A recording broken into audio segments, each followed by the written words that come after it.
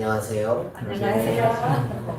목소리 좋다. 저는 엄마가 아팠던 그 당시를 저의 관점으로 조금 얘기해 보려 합니다. 저는 그 당시 초등학교 1학년이었는데요. 엄마가 갑작스레 배가 아프다고 병원으로 아빠와 함께 출발하셨고, 저는 집에서 조용히 기다리고 있는 상태였습니다. 그런데 돌아온 아빠는 자세한 상황 설명 없이 저를 이모네 집으로 보내고 다시 병원으로 돌아가시게 되었습니다. 저는 이 상황이 그저 당황스럽기만 하였고 무언가 문제가 일어난 것이 틀림없다는 것은 확신했지만 저에게는 제가 당황스러운 것이 먼저라고 생각했습니다. 그렇게 이모네 집에서 조금 있던 중에 저는 많은 스트레스를 얻게 되었습니다. 아무리 이모와 이모부가 잘해주셔도 저는 아무것도 모른 채 어색한 공간에 있다는 것 자체가 당황스러웠고 힘들었습니다. 그러면서 저의 성격이 매우 날카로워졌음을 느꼈고, 그렇게 날카로워지던 참에 아빠가 돌아오시게 되었습니다. 저는 그제서야 상황이 어떻게 흘러가는지 알 수 있었고, 그리고 그 상황은 제 예상과 맞게 매우 좋지 않은 상황임을 알게 되었습니다. 엄마가 대장암 판정을 받으셔서 항암 치료를 받으셔야 하셨고, 그러면 아빠는 계속 병원에 머무르셔야 됐고, 그러면 저는 어색한 공간에 계속 더 있어야 되는 상황이 찾아온 것입니다. 그렇게 그 상황이 막상 체감이 되니까 그때 조금 많은 원망의 감정들이 올라왔어요. 그런데 저는 그 당시 부모님을 두려워하고 있어서 그 감정을 표출하지 못하고 속으로 혼자 참으며 보내게 되었습니다. 그 뒤로는 친구네 집, 이모네 집을 왔다 갔다 하며 지내게 되었고, 근데 이게 오전 중에는 학교도 가면서 기쁨의 시간을 보낼 때는 괜찮았지만 막상 집에 갈 시간이 되니까 저에게 힘든 감정들이 계속 들어오는 거예요. 엄마가 보고 싶은 그리움, 그럼에도 보지 못하는 슬픔, 그렇지만 나를 어색한 공간에 머물게 했다는 원망감과 그럼에도 내가 어쩌면 엄마를 아프게 했다는 그런 죄책감들이 쌓여서 정서적으로 매우 혼란스러운 상태를 마주하게 되었어요.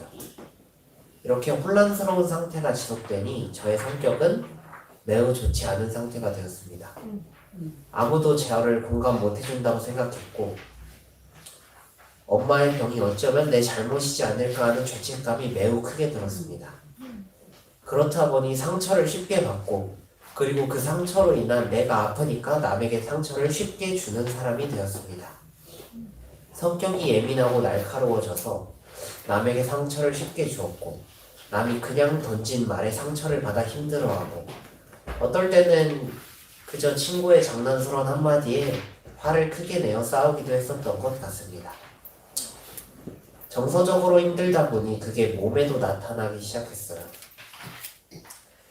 전에 가지고 있던 아토피가 심해지고 쉽게 피곤해하고 키도 그렇게 잘 크지 않는 등 힘든 시간을 겪게 되었습니다. 그리고 그렇게 엄마의 첫 번째 항암이 끝나고 돌아와서 제 삶이 그제서야 조금 정상화되는 것 같았어요. 이렇게 힘들었지만 그래도 이 정도면 내 인생이 이제 다 힘들었구나 라는 감정이 있었는데, 그런 순간 엄마가 다시 재발하게 되어 엄마의 두 번째 항암이 시작되게 됩니다. 그 과정에서 예전에 내가 그렇게 힘들었는데 이걸 또 다시 겪어야 된다고 하면서 억울한 감정이 또 섞여 들어오면서 안 좋던 습관들과 행동들이 다시 튀어나오기 시작했습니다. 그렇게 저는 상처에 익숙해지던 삶을 살던 중에 엄마가 쉼터에 가게 되었습니다. 그때가 초등학교 4학년 말미였던 것 같아요.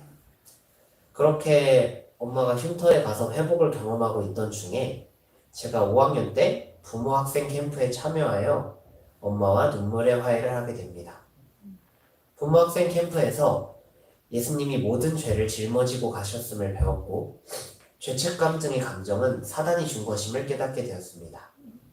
예수님이 어떤 일이 있어도 절대 우리에게 나쁜 것을 주시지 않고, 그 모든 나쁜 감정은 사단으로부터 온다는 것을 알게 된 순간 제 인생에 조금 힘들었던 부분이었던 인생을 누르고 있던 죄책감과 그런 다양한 복합적인 감정에서의 해방을 느끼게 되었습니다.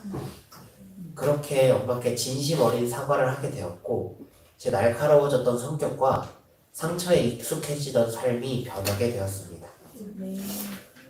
날카로워졌던 성격이 남을 생각하고 누그러워지게 되고 상처에 익숙하던 삶이 남에게 주는 상처가 매우 아픈 것을 깨닫게 되고 내가 받는 것은 그래도 예수님의 힘으로 이겨낼 수 있는 조금이나마 이겨낼 수 있는 성격이 되니 놀라움을 얻게 되었습니다. 그렇게 조금이나마 성장하게 된 저는 이제 엄마와 더욱 친해지며 살 줄로만 알았습니다.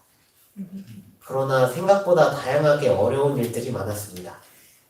상처를 받았던 경험이 완전히 치유되지는 않은지라 아직까지 엄마와의 관계 속에 어려움을 겪고 있었습니다.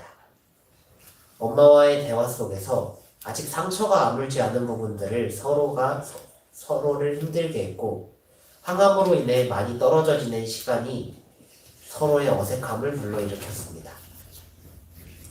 그런 와중에 엄마는 저에게 친해지려고 많은 시도를 했지만 저는 그것이 오히려 더 부담스럽게 여겨져서 밀어냈던 것 같습니다. 이제 보면 혼자 상처를 품으며 그것을 말도 안 하고 있었기에 엄마가 되게 힘들고 당황스러웠을 것 같습니다. 그러나 어느 날 엄마가 갑자기 진심 어린 사과를 건넸습니다. 하나님을 통해 진정한 용서를 깨달았던 엄마가 자기 방식의 사랑만을 주어서 미안하다고 사과하였습니다. 저는 이것이 매우 놀랐습니다. 항암이 끝나고 먼저 다가온 것도 엄마였고 나 때문에 아팠다고 생각한 것도 엄마였고 자기 방식의 사랑, 그런데 자기 방식만의 사랑을 주었다고 엄마가 먼저 사과하는 모습에 저는 굉장한 충격을 받았어요. 모든 일은 제 잘못이라 생각했고 그래서 엄마께 다가가지도 못하고 그런 원망과 죄책감, 많은 감정들이 복합적으로 가지고 있었던 게 저였는데 엄마가 먼저 사과한다니 저에게 이것은 이론적으로는 말이 안 되는 일이었습니다. 그리고 그렇게 엄마의 사랑을 경험하다 보니 저도 그 사랑을 하고 싶다고 생각하게 되었습니다. 사람은 사랑을 받지 못하면 사랑을 할 수 없다라는 것을 쉼터에서 듣게 되었을 때 과연 저는 사랑을 할 수 있을지에 대한 의구심이 생겼습니다. 제가 사랑을 받지 못했다고 생각한 것이 그 생각의 시작이었는데 이 사랑을 막상 받으니 제가 과연 이 사랑을 할 수 있을지에 대한 부담감이 들어왔습니다.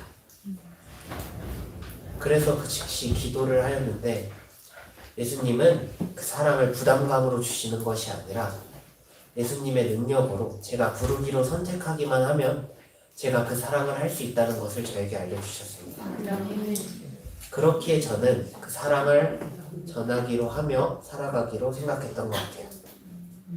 지금의 저희의 가족은 열심히 하나님을 부르며 서로의 예수님을 부르며 지내고 있습니다. 이 얘기 중에 하나는 저에게 고등학교를 결정하는 것은 굉장히 어려운 일이었어요. 엄마와 아빠는 365로 진학하기를 희망하셨고 저는 집 근처에 성적을 조금 더 편히 딸 수 있고 대학을 좀 더 편히 들어갈 수 있는 대학을 원하는데 이때 이 일로 많은 다툼을 겪었던 것 같습니다. 365에 대한 안 좋은 시선들을 제가 계속 말했지만 엄마와 아빠는 그건 사람의 시선이고 하나님의 시선으로 바라봐야 한다는 말만 반복하셔서 그때 많은 갈등이 있었지만 그때 아빠가 제게 너에게 완전한 자유의 선택권을 주겠다라는 말을 듣고 그것이 진정한 사랑임을 알게 되었습니다. 하나님이 아담과 하와가 선악과를 먹게 되었을 때 예수님이 죽게 될 걸 알았지만 그것을 놔두셨던 사람처럼 아빠도 저에게 진정한 선택의 자유를 주신 것입니다. 그것이 제게 느껴지며 저는 365로 진학하기로 결정하였습니다. 진정한 사랑을 받으니 아빠와 엄마를 더욱 신뢰할 수 있게 되었고 그 사랑으로 고등학교에 진학하게 되었습니다. 고등학교에 진학하니 모르는 사람이 많아 제게 적응하는 것은 매우 힘겹고 어려운 일이었습니다. 그러나 그때까지도 저를 그냥 꾸준히 사랑하고 그 선택을 잘못했다고 비난하지 않던 부모님의 사랑 덕분에 저는 지금 학교에 잘 적응하여 다니고 있는 것 같습니다. 그렇게 살아가다 보니 지금은 많이 티격태격되고 싸우기도 하지만 그때마다 서로의 예수님을 불러 사랑을 전할 수 있는 가족이 된 것 같습니다. 이렇게 많은 변화를 겪었지만 그래도 저희에겐 아직 많은 결점들이 남아 있습니다. 그럴 때마다 결점을 보고 넘어지는 것이 아니라 넘어질 때마저 예수님을 보면서 넘어지는 것이 중요하다고 생각하게 되었습니다. 그렇게 살아가다 보니 저에게 많은 삶의 변화가 찾아온 것을 느꼈고 그렇게 예수님을 더욱더 알고 싶은 감정들이 오게 되었습니다. 그리고 저에게 어쩌면 가장 큰 시험은 말씀이었는데요. 제게 말씀을 읽는다는 것은 가장 따분한 행위로 여겨지던 일이었습니다. 말씀을 읽는다는 게 참으로 어려운 일이었는데요. 피고 한 3줄만 읽어도 잠이 왔고 공부를 할 때보다 훨씬 더 많은 잡념들이 들어왔어요. 하지만 그게 가장 예수님과 가까워질 수 있다는 길임을 믿고 기도를 하고 말씀을 읽으니 어느 날 한순간에 말씀이 딱 읽혀졌던 순간이 있어요. 그 순간의 그 기쁨을 아직도 잊지 못하는데요. 그 첫 감정을 통해 예수님을 바라봤던 그 감정, 말씀을 읽고 하나님을 더욱더 알게 되었을 때의 그 기쁨, 그것을 가끔은 유지 못하고 다시 말씀이 재미없어질 때도 있지만 그 감정 한 번 느낀 그것으로 이겨낼 수 있다는 확신을 얻었을 때 그것만한 기쁨이 없었던 것 같습니다. 그래서 앞으로의 생애를 살아갈 때도 어떤 일이 매우 힘겹고 어려워 보일지라도 예수님이 주시는 힘으로 그 한 번의 도전이 매우 중요한 것 같습니다. 여러분들도 제가 제일 젊긴 한데 그래도 앞으로의 삶에 어떤 고난이 몰려온다 하더라도 예수님을 부르고 한 번 도전하는 그것이 중요할 것 같습니다. 마지막으로 말씀을 하나 읽고 마치려고 하는데요. 주님께서 함께 계시는 환경은 악한 것을 모두 싫어하도록 마음을 고무시켜 줄 것이다. 우리의 마음이 그분의 마음과 꼭 같은 것으로 인정받고 있으므로 우리의 사상과 목적에 있어서 그분과 일치되어야 한다.